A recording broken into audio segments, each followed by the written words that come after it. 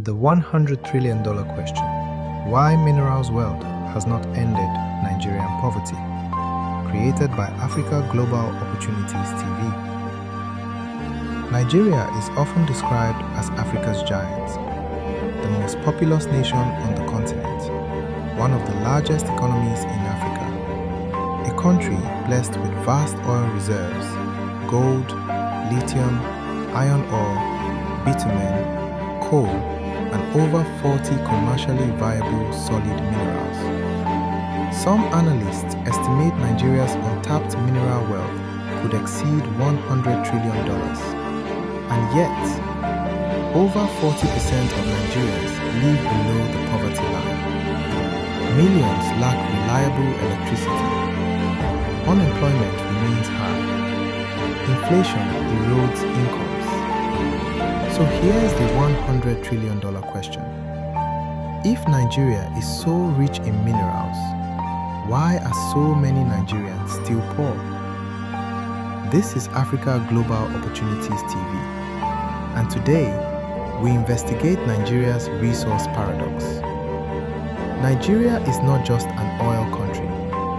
Beyond crude oil, Nigeria possesses gold, Zamfara, Osun, Kaduna, lithium, Nasarawa, Kogi, Ekiti, iron ore, Kogi, bitumen, Ondo, coal, Enugu, limestone, Edo, Ogun, columbite, tin, barite, lead, zinc, and more. Nigeria is also a top oil producer in Africa and a member of Organization of the Petroleum Exporting Countries. The country holds an estimated 37 billion barrels of proven crude oil reserves. Natural gas reserves exceed 200 trillion cubic feet, among the largest in the world. In Ondo State alone, bitumen reserves are estimated to rival major global deposits. Lithium, critical for electric vehicle batteries, is now attracting foreign investors. In theory, Nigeria should be an economic powerhouse beyond imagination. But theory and reality often diverge. Economists call it the resource curse. It describes countries rich in natural resources that experience slower economic growth, weak institutions, corruption, political instability, high poverty. Nigeria fits many of these patterns. Since oil was discovered in commercial quantity in 1956 in Oloibiri, the economy gradually shifted away from agriculture. Before oil dominance, Nigeria was a major cocoa exporter, a groundnut powerhouse, a palm oil leader. Oil revenue became easy money, and easy money often reduces accountability. When governments rely heavily on oil exports instead of taxation, citizens lose leverage. Public institutions weaken, corruption expands, and inequality deepens. Over the decades, billions of dollars in oil revenue have been mismanaged. The former state oil company, Nigerian National Petroleum Company Limited, has faced repeated scrutiny over transparency issues. Audits have revealed discrepancies in oil remittances. Illegal oil bunkering in the Niger Delta costs Nigeria billions annually. In the solid mineral sector, illegal mining operations export gold and lithium with minimal benefit to the country. Weak enforcement allows revenue leakages, smuggling, underreporting of production, tax evasion. Without proper governance, mineral wealth becomes a pipeline for elite enrichment rather than public prosperity. Nigeria's economy became heavily dependent on crude oil exports.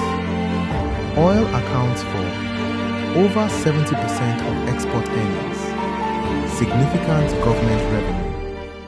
But oil prices are volatile. When prices crash, Nigeria suffers.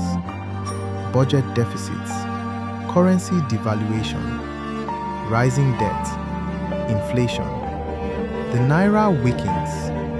Imported goods become expensive. Inflation surges. Poverty increases. This overdependence has prevented economic diversification. Manufacturing remains underdeveloped. Agriculture lacks mechanization. Technology growth is promising, but still small relative to population size. You cannot convert mineral wealth into prosperity without infrastructure. Nigeria struggles with electricity shortages, poor transport networks, inadequate refining capacity.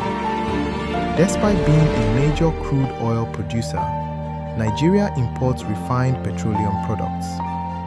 The launch of the Dangote refinery represents a major attempt to reduce this paradox. But industrial growth requires stable electricity and logistics. Mining operations need reliable roads, rail transport, processing plants, skilled labor. Without these, raw minerals are exported cheaply and imported back as expensive finished products. Mineral wealth alone does not create prosperity. Human capital does. Nigeria faces high youth unemployment, underfunded education, brain drain. Skilled professionals migrate abroad for better opportunities. Without investment in education, technology, and industrial skills, resource extraction remains shallow.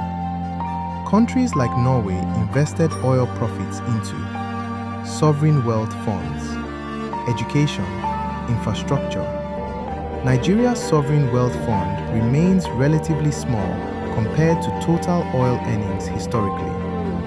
Environmental degradation has worsened poverty in oil-producing communities. Fishing and farming livelihoods have been destroyed. Communities often see little benefit from resource extraction. This fuels conflict and insecurity.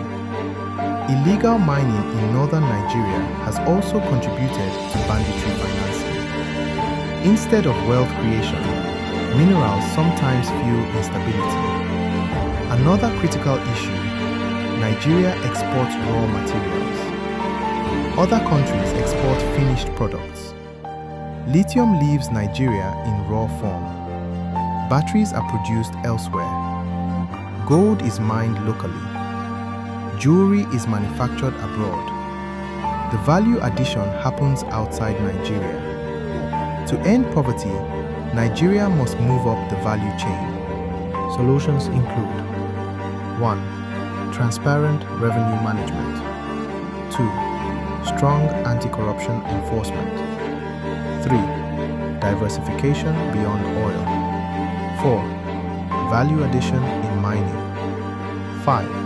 Infrastructure expansion. 6. Education reform. 7. Stable regulatory policies. Lithium battery manufacturing. Gold refining domestically. Steel production using iron ore. These could transform the economy. Nigeria's poverty is not due to lack of wealth. It is due to governance challenges, institutional weakness, policy inconsistency, overdependence on volatile commodities. Minerals alone do not create prosperity. Systems do. Accountability does. Vision does. Nigeria stands at a crossroads. With global demand rising for lithium and critical minerals, the next decade could determine whether the country repeats past mistakes or finally transforms its wealth into shared prosperity. The $100 trillion question remains, but the answer lies not underground. It lies in leadership, institutions, and people. If you found this documentary insightful, like this video. Subscribe to Africa Global Opportunities TV. Share this with someone who believes Africa's future is bright.